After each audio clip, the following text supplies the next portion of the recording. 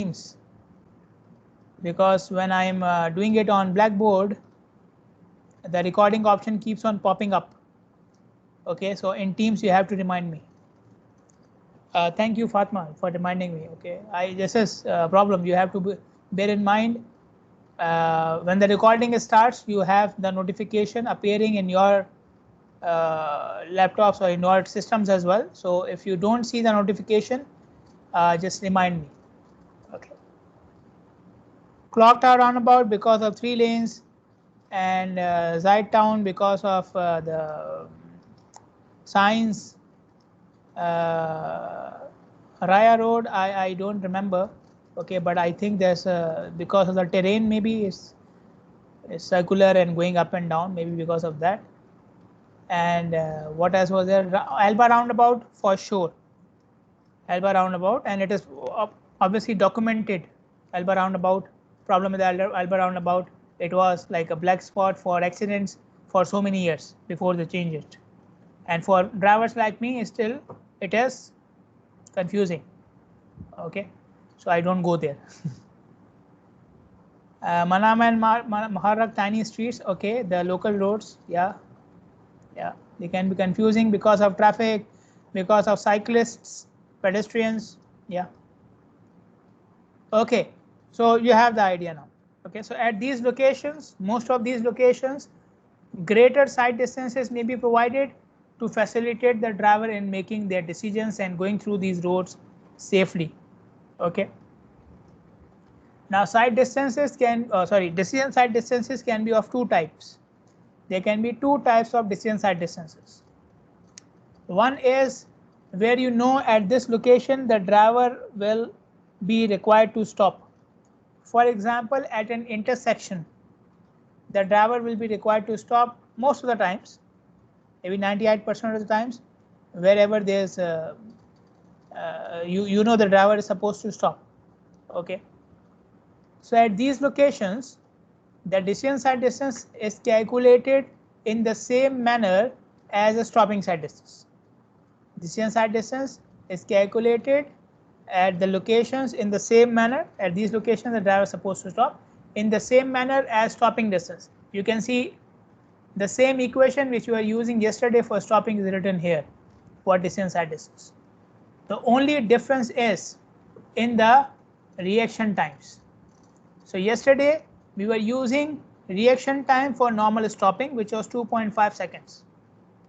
For decision sight distance, we use collision avoidance reaction times. Okay, so I showed you a table last week. I was referring to it yesterday as well.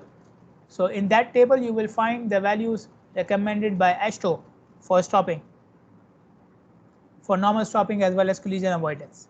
So when you are using this equation, the same equation for decision sight distance, we will change the reaction time.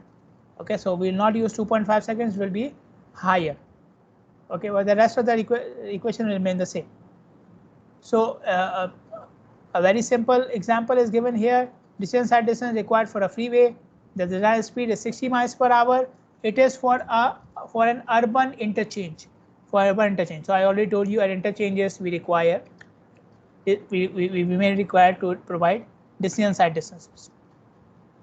And this urban interchange has many competing information sources, so there is visual noise as well. Why? Because it's an urban area. Urban areas, more traffic, more signs, more boards, and so on. It has a 3% downward gradient. AASHTO recommends 14.5 seconds of reaction time. So now you see the difference. We are using 2.5 seconds. Now we are using 14.5 seconds. So 7 times, 7 times almost. What decision sight distance should be provided to stop here at this location? Okay, so we will use this equation as I said. Design speed 60 miles per hour. Reaction time 14.5 seconds. What is SF here? SF will be what? Final speed will be 0. Yeah, was for stopping. 0.348 Yes. is the skid resistance factor. Okay, the friction factor. And again 0.348 if you are using the H2O recommended deceleration rate. And G is the gradient. Gradient is given as 3% here. You can see plus or minus. So it is downward, downgrade. Should it be plus or minus? What should I take as a gradient? Plus or minus? Minus. Minus, yes. Yes, Decelerate. minus. Okay, so gradient will be negative here, and you put all the values, the distance will come out to be 1656.3 feet. You can check it, and you can also compare it with the values which you calculated in yesterday's examples. Yeah. Doctor, why we use 14.5? It's not so much, or it's maybe. Sorry? I think for a normal person, I think it will need less time to take a reaction. I think 14 is a lot. 14, yeah, for normal person it's much less than that, but we are considering a person who is below normal,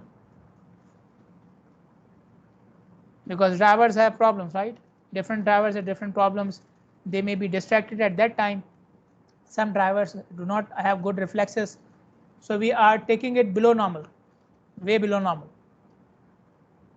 Okay, so we are only avoiding, or we are only excluding 5% of the bad drivers. That's it. The remaining 95% of drivers must be covered. So in 90, if you want to cover 95% of the drivers, like normal is like 50-60% of the drivers, right? Then you are going way below that value. Okay, so, and again we are talking about a complex situation, so even a normal driver will require more than what he will normally require at other locations, and this is a value which is below normal. Okay. A student in the previous section, she did internship with the Ministry of Transportation.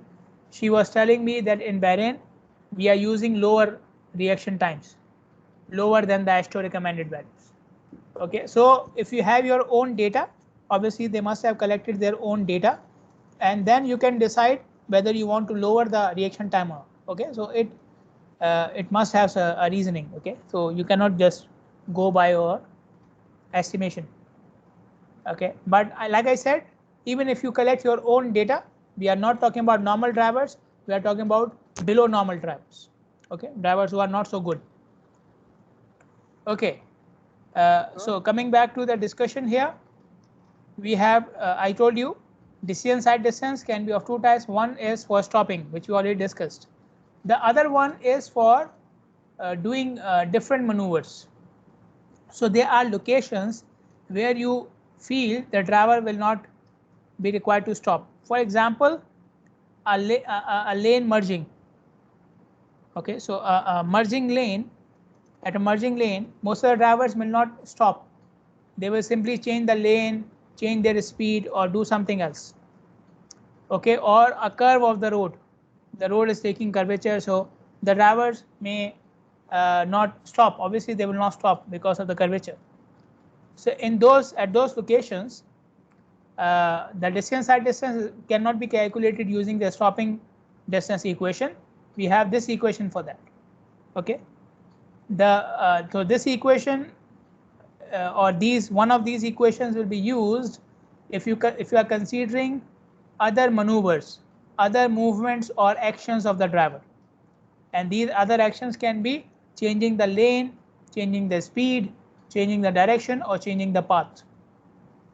Okay, for any of these maneuvers or actions, we will use one of these equations, and again the difference between the equation is the units. The first equation, D is in feet, S in miles per hour, and the conversion factor is here. Second equation, D in meters, S in kilometers per hour, and the conversion factor is here. Okay, so S is the speed, we already know. Then we have TR and TM. TR is the reaction time, we already discussed it. TM is the maneuver time.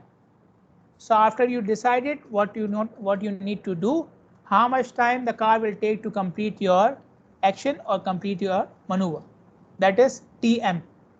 Okay, I will show you again some recommended values of TM as well. So what we are doing, distance equals time into speed.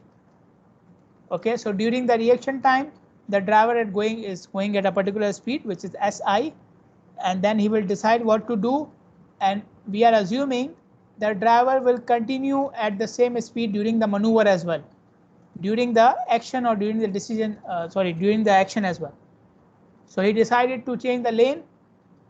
Now we are assuming that he will change the lane at the same speed. So you see speed is not changing. There's a single speed in the equation, but we are adding the time. So during time Tm plus Tr, the driver is moving at the same speed. This is what they have considered in the equation. So my question to you is this a valid assumption? If yes, why? Okay, and if not, what should we do? We are assuming the driver is moving at the same speed during reaction as well as maneuver time. Is this a good assumption? If yes, why? And if this is not a good assumption, then what should we do?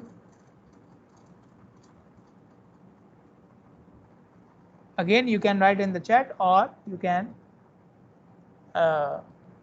open your mic.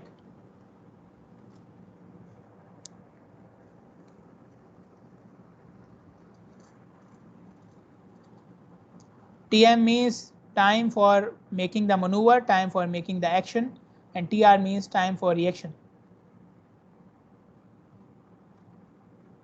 So during both times we are assuming the same speed. Is this good? If not, what should I do? Victor, I guess it's wrong. Maybe. What should I do? What should I do? For each, because when the action happened, actually the driver reduced immediately the speed. So I think there is difference in time, because he is confused. So in this in the same time he pressed the brakes. So maybe there is differences. Yeah. Okay, so you are on the right track. You are thinking on the right track. Okay, when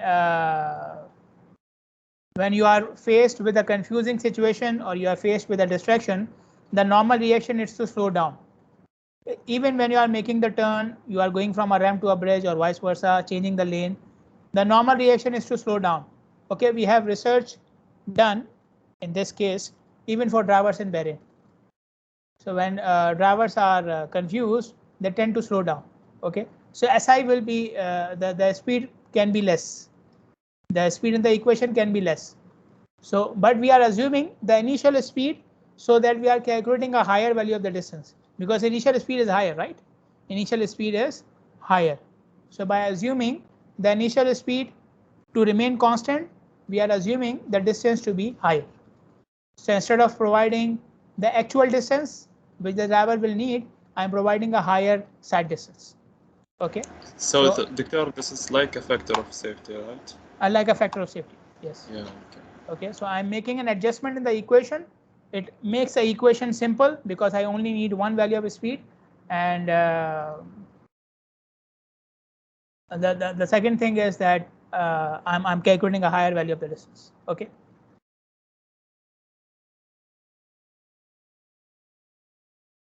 Okay, so we have this table. Yes. I have a question about this one. Sometimes if driver need to make a maneuver, he don't reduce the speed. He go in a higher speed. So how should we deal with it? Also, we have consider the same speed or it's different? If you actually know, okay, now I will give you an example where the driver may go at high speed. This is for overtaking or passing another car, right? A very common example is when you are passing another car. Yes. Overtaking also, there's a lot of examples in the road. Yeah. I just gave you one example. Okay, so for those locations, you may not need to use a speed. You may not need to use the same equation. Okay, or you may not need to use the initial speed. We are talking about cases which normally happen at confusing or dangerous locations. Cases which normally happen. Normally, in our case, normally means which happens most of the times. Okay, so majority of the times when you are going through a dangerous, confusing or distracting locations, you reduce your speed. Like I said, it's a natural reaction we have done research for even on drivers in Bahrain. I have my own research paper taken from a senior design project. So that research shows, and even for other countries, this is also true. The normal reaction to a dangerous situation, the situation which you are seeing when you are passing another car or when you are actually increasing your speed, that is your confidence, or that is your own perception that the location does not seem dangerous to you. Then you increase your speed. Otherwise, a normal reaction whenever you are faced with such situation and you have time to think about it, you will reduce your speed. Okay, so this is again what usually happens. Okay, but again, if you have collected your own data and you feel this is not normal for case of Bahrain, then you collect your own data and then you can change the speed as well. Instead of using the initial speed, you can use the final speed. If you feel 90% of the drivers at this location are speeding up, they are increasing their speed. In that case, don't take the value, don't take the equation as it is. Change the value to final speed. Again, this will be safer. Okay. So the purpose of showing you the equation is and explaining the equation is that in practical life, when you have your own data, when you have your own observations, you know that what should I change. Okay, this is my aim. Okay, of showing you and discussing this. Okay, that's why I asked the question. Otherwise, I've just showed you. I just could have showed you the equation and moved on. But I wanted to have this discussion. So in your practical life, when you are faced with your own observations, you know why there is SI in the equation, and you know how to change it. Okay.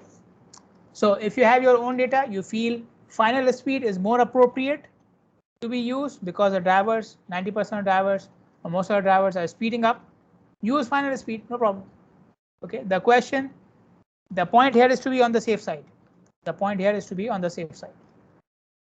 Okay. So whatever gets you on the safe side. Okay. So we have this table in which decision side distance is calculated using the previous two equations. So we have this equation where the decision side distance for stopping, and we have this equation where the decision side distance for other different maneuvers. Okay, so using these two equations, they have fixed the values of TR and TM, or T in this case, they have fixed the value according to AASHTO. So AASHTO has recommended values for TR and TM for different types of locations. So you can see the values here for different types of locations and for different speeds. Okay, these are the values for TR, reaction times, and these are the values for TM. Okay, so they have fixed the values according to AASHTO recommendations, and they have considered zero gradient. So you can see here zero gradient. And what else they have done? And they have calculated the values of decision side distance according to the speed. Okay, so for each row you have a design speed, and for that you have the values of the decision side distance. Now you can see for each speed I have 5 columns, right? And you can see for each column I have a different reaction time. These are the reaction times. So each column is for a different equation or for a different location. For example, column A and B is for the first equation, this one. Okay, where reaction time for column A is taken as 3 seconds for rural areas, for rural roads, and reaction time for column B is taken as 9.1 for urban areas. So we discussed it last week as well. Urban areas require more reaction time because of more distractions, more traffic, having pedestrians, and so on and so forth. Okay, so the reaction time changes. Column C, D, and E are calculated using this equation. So all the complete table is in feet. Okay, so we are only using the equation in feet. So these values are in feet. So column C, D, and E are calculated using the second equation, which is for other maneuvers. And again, you can see the reaction times changing. Column C is for rural areas, a lower reaction time. Column D is for suburban areas. Suburban areas. Suburban areas are areas at the boundary of the urban locations, boundary of the cities, boundary of the urban areas. So they are part of the urban areas, but not in the center. They are not central areas. And then we have column E, which is for urban areas, central urban areas, CBDs, or whatever you want to call it. Okay. You can see if you compare the reaction times, rural areas lower reaction time, urban areas high reaction time. I already explained you the reasons. Then you look at the reaction times for column A and B and for column C, D and E. So you can see irrespective of the location, reaction times are lower for stopping as compared to other maneuvers, other actions. Okay, so even if you consider the highest reaction time for stopping, that is 9.1, and if you consider the lowest reaction time for other maneuvers, it is 11.2. So still it is higher. So drivers need lower reaction time to decide to stop as compared to deciding anything else. Okay, so these are the trends in the table. Now again, there are locations where you may not be providing a decision or stopping distance. You may be providing some other type of distance, which is mentioned here. For example, if you have 2-lane rural highways, so 2-lane meaning what? 1 lane in each direction. So if you have to pass a vehicle in front of you, if you have to overtake a vehicle in front of you, you have to go to the other lane in the other direction. You have to go to the other lane which is in the other direction. Then you may be faced with the danger of somebody coming from the other side. Okay, so it is very important that you have enough side distance to complete this passing maneuver, to complete this passing action. So if you have 2-lane highways, in those highways, the side distance is provided for safe passing because you have to go to the other direction. If you have, for example, 4-lane highway, so you have 2 lane in your own direction, then passing is not a problem. You go to the other lane and continue, and you can come back to your initial lane or may not come back, no problem. You are still in your direction. There is nobody coming from the other side. Okay, how to calculate passing side distances? You must have covered it in highway engineering course. I'm not going into that details, but I can show you this table where the passing side distance, the required passing side distance for 2-lane highways is given according to the design speed. Okay, so you have the design speed and the passing side distance. In passing, 2 vehicles are involved. One is the passed vehicle, which is going slowly, which is in front of you, which you are trying to pass. That is a passed vehicle, and then the other one is a passing vehicle, which is your vehicle. Passing vehicle is your vehicle. Okay, the vehicle which will go fast and come in the front. Okay, that is a passing vehicle. The vehicle which will go to the other lane and come back to its lane for passing. So passed vehicle is going slowly, passing vehicle is going faster. How much faster? Equal to the design speed. So we are assuming the passing is made when the passing vehicle can achieve the design speed and the passed vehicle is traveling at a much slower value. So you can see the difference between the design speed and the passed vehicle speed is very significant, while the passing vehicle is exactly at the design speed. Okay, so if you are designing a 2-lane rural highway, the side distance should be equal to passing side distance required for passing. If you are designing an intersection, again, then you use a different criteria of sight, different criteria of visibility, because that will be controlled by the control device at the location, controlling device at the intersection. That controlling device may not be on the road. Up till now, we have been talking about sight distance on the road itself. But you know, the control device like a stop sign or the roundabout or the signal may not be directly on the road. It may be on the side of the road or maybe on the top of the road, above the driver head. So in those cases, you calculate the sight distance to the device. Okay, from how far the driver can see the device wherever it is. And the sight distance to the other side of the road is not so important. before the driver reaches the intersection.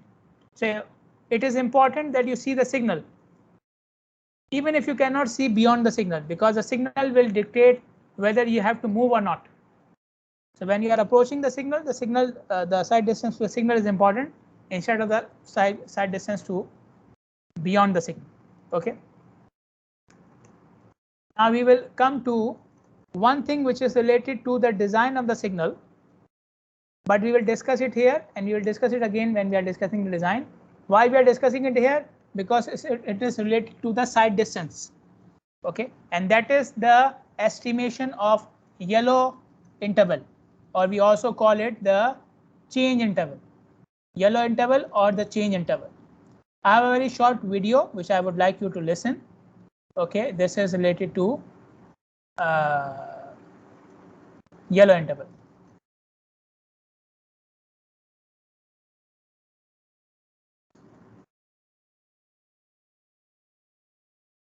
Yeah. So can you see the screen? Can you see the video? Like,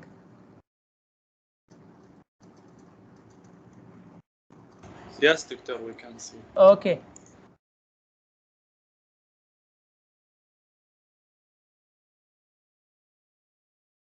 Can you hear the sound of the video? No, Doctor, there's no sound. There is no sound. Let me reshare it.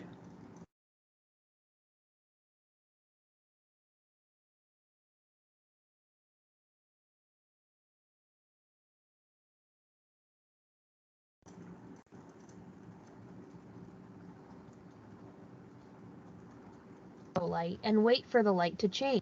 Can you hear the sound now? Yeah. No, it's okay. Okay. A solid yellow light indicates that the light will soon turn red. You should attempt to make a stop for a yellow light if possible. When approaching an intersection with a yellow light, check to see if you have enough space in front of you to stop, and check your rearview mirror to make sure that the vehicle behind you has enough space to stop as well. If there is not enough space, you can proceed through the light with caution. Be careful! You can get a ticket for going through a yellow light. Timing is everything. The light could turn red while you are in the intersection, making you susceptible to a ticket. Flashing yellow lights alert drivers that a busy intersection is ahead. At these flashing yellow lights, you must slow down and proceed with caution. Scan the area surrounding the intersection as you approach it. Take your foot off the accelerator as you enter the intersection, and then regain your speed when you are sure that the way is clear. You'll not have to make a complete stop, but you should be ready to react to any hazards. Cross traffic usually has either a flashing red light or a stop sign in this situation, but you should make sure the other driver comes to a complete stop before you enter the intersection. A solid yellow arrow light means that the traffic with a green light is soon to experience their light turning red. You need to treat this like a regular yellow stoplight, stopping if you can do so safely. A flashing yellow arrow light means that you do not need to come to a complete stop to turn left, but you do have to yield to other traffic and pedestrians. Remember when you see these lights that in most cases, oncoming traffic has the right of way. What? Okay. So what did you come to know? What is the aim of the yellow light? What we are It's, supposed Doctor, to warn you so that you will not stop immediately, or so you have time to think if you should stop or you can have. continue. Yeah, you have time to think whether you want to stop or not. Yeah. Okay, so that is the main aim of the yellow light, and you should be prepared to stop, right? You should be prepared to stop. Okay, so when you are calculating the yellow interval, let me show it to you from here as well. If the signal turns yellow, okay, let's say this is the stop line, and from the stop line you require this much distance to stop. From the stop line you require this much distance to stop. So if the car is in this region, so you have already crossed the line from where you could stop safely before reaching the stop line. So if you are in this region and if you decide to stop, what will happen? Since you do not have enough distance, you will stop somewhere here. You stop somewhere here. So the yellow light is basically a caution for you so that you keep on moving forward because you don't have enough distance now. The yellow light is basically a stop indication for this guy. Okay, this guy who is still far from the signal. So when he reaches towards the stop line, the signal will become red in that time, during that time. And there is no problem for this guy because he has enough time and enough distance to stop before reaching or crossing the stop line. Okay. So the yellow interval should be enough for our driver who has enough distance to stop completely at the stop line. Okay, this is the aim of the yellow light. If you put it in technical terms, in the video they were showing in general terms.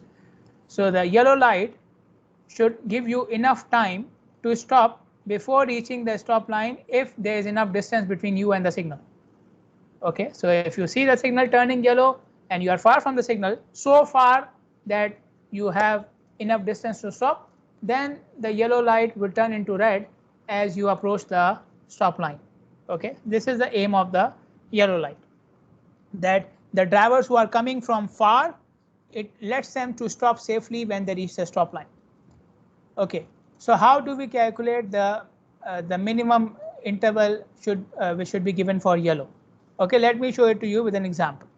Okay, so we have an intersection which has approach a speed of 40 miles per hour. So one side of the intersection has a speed of 40 miles per hour. We want to calculate how long should be the yellow interval. By the way, yellow interval is also known as change interval. Change or yellow interval means the same thing. So how long should be the yellow interval?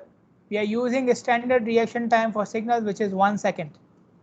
So here again you can see the difference in the sight distance. When you are calculating sight distance for a signal, again you are not using normal stopping reaction time. You are using 1 second of reaction time, which is for control devices, mainly for signals.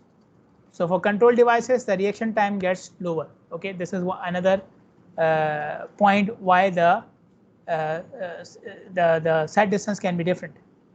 Okay, so it's an intersection. The driver is coming to a stop. So first of all, I must know how much distance he needs to stop, so that I can calculate the yellow interval according to the distance. How much distance he will require to be traveling. Okay, so first I will calculate the distance required to stop. S is the initial speed, 40 miles per hour. T is the reaction time, 1 second for signal. SF, because we are considering a stopping, so it will be 0. Gradient not given, so I will take it as 0, not given. So that's why I'm taking it 0. Okay, and what was 0.348? 0.348 was the skid resistance or the friction factor when you are taking deceleration rate from the AASHTO standards. Okay, so you have all the values, you calculate the distance, comes out to be 212.1 feet. Okay, so any driver who has 212 feet between him and the signal has enough distance to stop before reaching the stop line. Okay, so the yellow interval should be enough for this driver to stop completely, and then it will become red. Okay, so for calculating the yellow interval, I will simply use distance upon speed.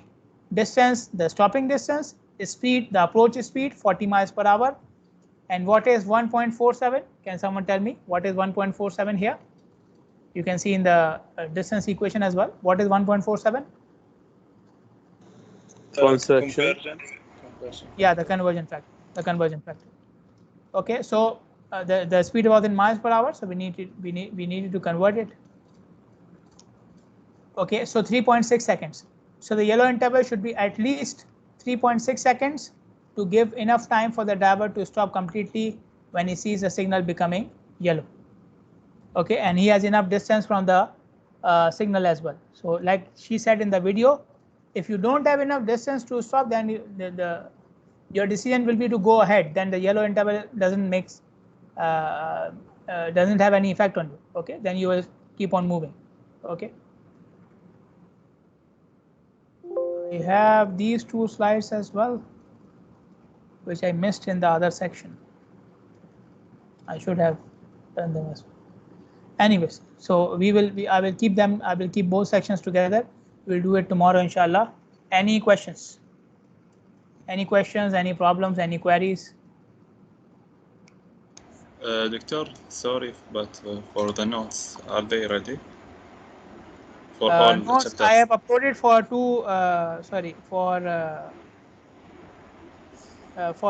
for three lectures are already uploaded. Okay, the remaining are still in the process. Okay, thank you. Okay. Anything else? No, thank you.